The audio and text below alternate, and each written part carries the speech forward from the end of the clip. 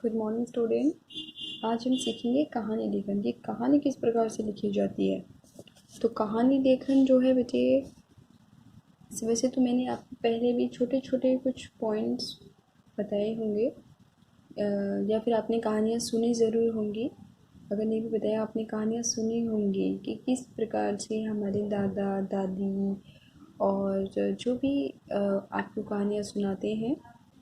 तो कहानी जब सुनाते हैं या कहानी आप सुनते हो तो किस प्रकार से वो एक से एक वाक्य आपस में जुड़ते चले जाते हैं और वो स्पष्ट सरल भाषा में कहानी होती है। कहानी के लिए बहुत ही भारी भरकम शब्दों का प्रयोग नहीं किया जाता, बहुत ही सरल वाक्यों का उसमें प्रयोग किया जाता है। यह कहानियाँ पढ़ना और सुनना सभी को अच्छा लगता है। कहानियाँ हमारा मनोरंजन तो करती ही हैं, साथ ही सीख भी देती हैं। बच्चे अपनी दादी या नानी से कहानी सुनते हैं। राजा रानी जंगली जानवरों की कहानियाँ सुनने में बहुत आनंद आता है। नीचे दी गई सीख भरी कहानियाँ पढ़िए और स्वयं कहानी लिखने का अभ्यास कीजिए। तो सबसे पहले एकता में बल, ये कहानी है आपकी एकता में बल, जिसमें बताया गया है किस प्रकार से कहानियाँ लिखी गई है। तो देखिए, एक एक वाक्य आपस में कैसे गुथते चले गए हैं और किस प्रकार से ये जो कहानियाँ हैं एक दूसरे के साथ किस प्रकार की कहानी जो एक किस प्रकार की कहानी एक के बाद एक वाक्यों में जुड़कर पूर्ण हो गई है। किसी गांव में एक किसान रहता था। वह बूढ़ा हो गया था। उसके 4 बेटे थे जो सदैव आपस में लड़ते झगड़ते रहते थे। किसान उन्हें बहुत समझाता था कि उन्हें इस प्रकार नहीं लड़ना चाहिए, लेकिन उनकी समझ में कुछ नहीं आता था। एक दिन किसान ने चारों बेटों को अपने पास बुलाया और उनसे जंगल से लकड़ियां लाने को कहा। चारों बेटे जंगल से लकड़ियां ले आए। अब किसान ने सभी लकड़ियों को एक साथ बांधकर गट्ठर बनाने को कहा। जब उन्होंने लकड़ियों का गट्ठर बना दिया, तब किसान ने बारी बारी से प्रत्येक बेटे से गट्ठर को तोड़ने के लिए कहा। उनमें से कोई भी उस गट्ठर को नहीं तोड़ पाया। अब किसान ने गट्ठर खोलकर एक एक एक लकड़ी उन्हें पकड़ा दी और उसे तोड़ने को कहा। सभी ने बड़ी ही सरलता से अपनी लकड़ी को तोड़ दिया। किसान ने उन्हें समझाया, यदि तुम गट्ठर की भांति मिलकर रहोगे तो कोई तुम्हारा कुछ नहीं बिगाड़ सकता। तुम लकड़ियों की भांति अलग अलग रहोगे, आपस में लड़ाई झगड़ा करोगे तो कोई भी तुम्हें हानि पहुंचा सकता है। किसान की बात बेटों की समझ में आ गई। उन्होंने मिलजुल कर रहने और लड़ाई झगड़ा ना करने का संकल्प कर लिया। तो इस कहानी से हमें क्या शिक्षा मिली? एकता में बल है। इसी प्रकार से एक अन्य कहानी देखते हैं, गणाधन। एक किसान के 4 बेटे थे। वे चारों ही पूर्णतः स्वस्थ और जवान थे, लेकिन वे बहुत आलसी थे।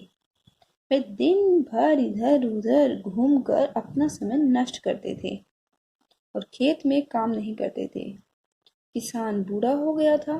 उसे खेती में उनकी सहायता की जरूरत थी, लेकिन वह उसकी बिल्कुल सहायता नहीं करते थे।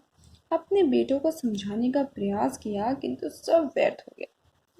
इसी चिंता में किसान बीमार पड़ गया। उसने अपने बेटों से कहा कि मेरा समय आ गया है। मैंने अपनी सारी धन दौलत खेत में दबा दी है। मेरी मरने के बाद तुम उसे खोद कर निकाल लेना और आपस में बांट लेना। जल्दी ही किसान की मृत्यु हो गई। पिताजी के मरते ही चारों भाई खेत में दबे हुए धन को निकालने में जुट गए। उन्होंने सारा खेत खोद डाला, लेकिन उन्हें कोई धन नहीं मिला। वे दुखी हो गए। गांव के लोगों ने उन्हें सलाह दी कि खेत की खुदाई तो हो ही चुकी है, अब तुम्हें उसमें बीज बो देने चाहिए। उन्होंने खेत में बीज डाल दिए। कुछ ही दिनों बाद फसल लहलहाने लगी। उन्हें खूब लाभ हुआ। अब वे समझ गए थे कि खेत में कौन सा धन दबा पड़ा था।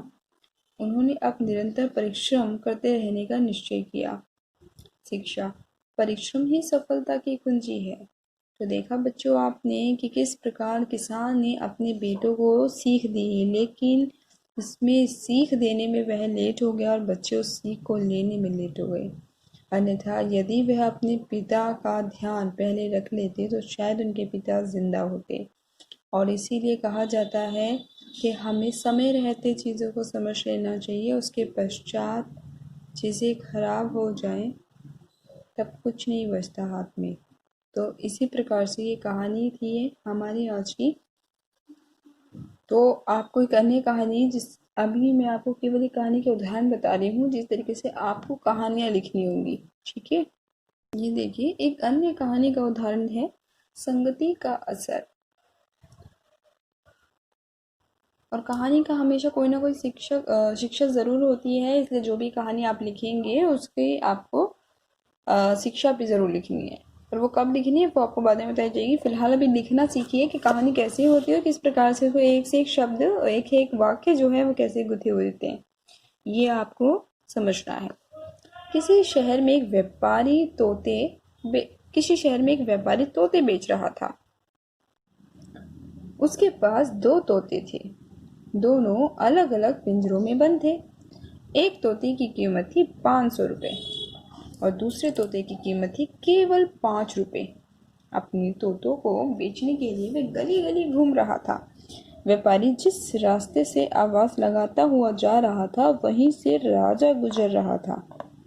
राजा ने व्यापारी को बुलाया और पूछा, दोनों तोतों की कीमत में इतना अंतर क्यों है? व्यापारी ने जवाब दिया, महाराज, यह तो तोते खरीदने के बाद ही पता चलेगा और शर्त यह है कि दोनों तोते एक साथ ही खरीदने होंगे। राजा ने कुछ देर सोचा, फिर दोनों तोते खरीद लिए। अब दोनों तोते राजा के महल में आ गए। रात्रि को सोते समय राजा ने 500 रुपये कीमत वाला तोता अपने शयन कक्ष में रखवाया। उस तोते ने राजा को सोने से पहले अच्छे अच्छे भजन सुनाए। भजन सुनते सुनते राजा को नींद आ गई। सूर्योदय होने पर तोते ने राजा को जगाया और राम राम करके रामायण की चौपाइयाँ सुनाई। तोते ने राजा को जगाया और राम राम करके रामायण की चौपाइयाँ सुनाई। राजा बहुत खुश हुआ। दूसरे दिन राजा ने 5 रुपये कीमत वाले तोते को अपने शयन कक्ष में रखवाया। उसने राजा को कोई भजन नहीं सुनाया। राजा ने सोचा, शायद यह सुबह भजन गाएगा, लेकिन तोते ने राजा को सुबह भी भजन नहीं सुनाया। उसने सूर्योदय होते ही राजा को भला बुरा कहना आरंभ कर दिया। यह सुनकर राजा को बहुत गुस्सा आया। उसने तोते को मारने का आदेश दे दिया। पहले वाले तोते को यह बात पता चली तो उसने राजा से कहा, महाराज, इसमें इसका कोई दोष नहीं है। हम दोनों सगे भाई हैं। मैं एक ब्राह्मण के घर में पला बड़ा हूँ, इसलिए भजन पूजन सीख गया हूँ। यह एक शराबी के घर में पला बड़ा है जो हमेशा शराब पीकर घर आता था और अपनी पत्नी के साथ गाली गलौज करता था।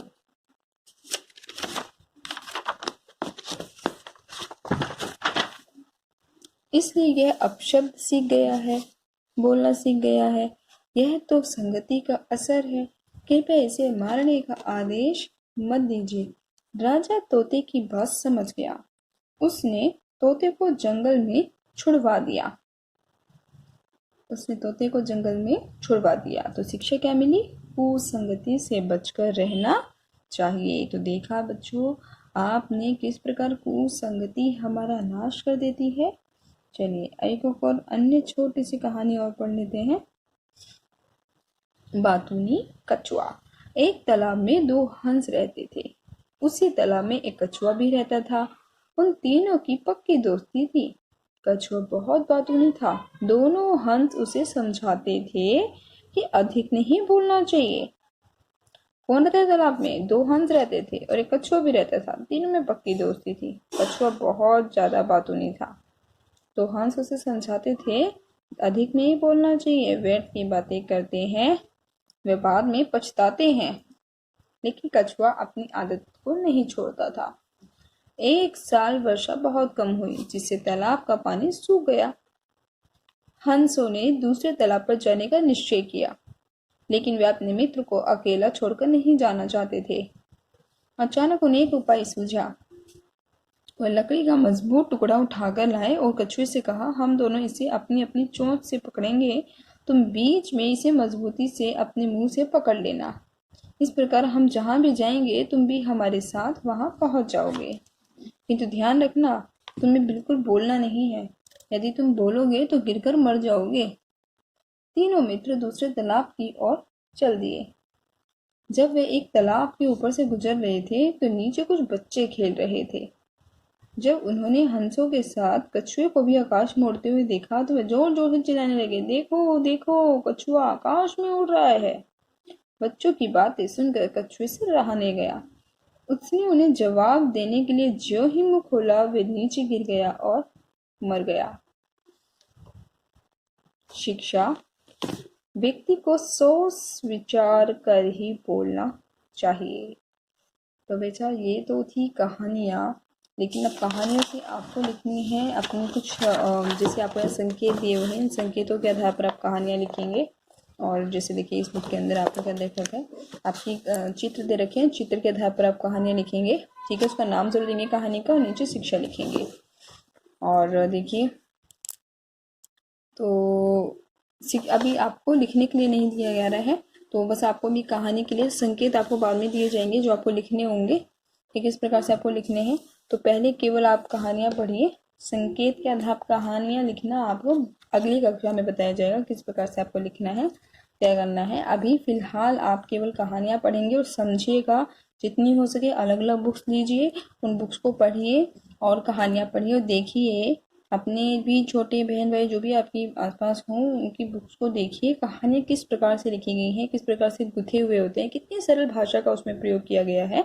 और फिर आप अपनी खुद की एक अच्छी सी स्टोरी तैयार कीजिए। ठीक है, पहले आप खुद से लिखना शुरू कीजिए संकेत बिंदु के आधार पर, बाद में। पहले फिलहाल अभी आप कहानियों को पढ़कर सुनकर एक खुद से छोटे छोटे शब्दों को लेकर और अपनी कहानियाँ लिखेंगे। अगर आपको लग रहा है कि आपको कोई कहानी लिखना है, अभी आप चाहते हो कोई लिखना, तो आप अपनी किताब के अभ्यास कार्यों का इसके लिए प्रयोग कर सकते हैं। जो भी आपके अभ्यास बिंदु दे रखे होंगे उस अभ्यास बिंदु के आधार पर आप कहानी अपनी कोई भी लिख सकते हैं। ठीक है, लेकिन आपको कहानियाँ सबसे पहले पढ़नी है, बहुत सारी आप कहानियाँ पढ़ोगे। जितना ज़्यादा पढ़ोगे उतनी अच्छी आपकी समझ होगी कहानी किस प्रकार से लिखनी है। ठीक है बेटा, हर कहानी का एक उद्देश्य ज़रूर होता है, तो वो उद्देश्य आपको नहीं छोड़ना है, ध्यान रखना है। ओके, धन्यवाद।